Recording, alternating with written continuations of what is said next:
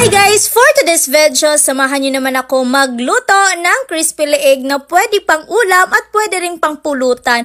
Huy! So tara, let's go! So ngayong araw guys, may leeg nga ako dito ng manok kasi gagawin ko tong pinakamasarap na crispy leeg at mapapasabi ka talaga na naku, mas masarap to pag may tuba. Huy! Sa pagluluto ko ng crispy leeg guys, ganito ko siya minarinate para nuot talaga yung lasa hanggang buto, ganern. Huy! Paborito ko pa naman tong pangpulutan sa tuba guys, sayang lang kasi wala tayong tuba ngayon. Tinansya-tansya ko lang sa pagtimpla dyan guys at nilagyan ko na rin ng bawang para wala yung amoy, ganern. At para manuot talaga yung lasa guys ay ayusin natin sa pagmekos-mekos, ganern. Huy! So while minarinate natin yan guys, mag-init na tayo dito ng mantika para diretso-diretso na, ganern. Huy! Kapag nagluluto talaga ako ng crispy leg guys, ayaw ko talaga yung maraming harina kaya okay na ako niyan. Mas masarap kasi guys pag walang masyadong harina at syempre lutuin na natin to para makakain na rin, ganern. Huy! Na-miss ko na talaga uminom ng tuba guys, iba pa rin pag may tuba, nagkakaroon ka talaga ng maraming energy. Huy!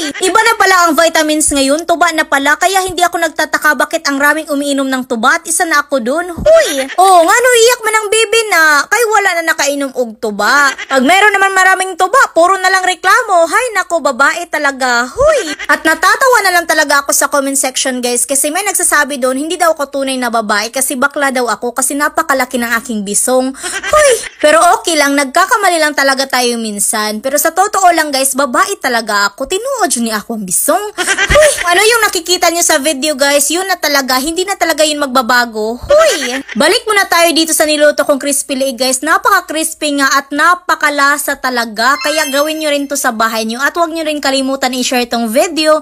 So ayun lang guys for today's voice over video. Salamat palang gata mo. Bye!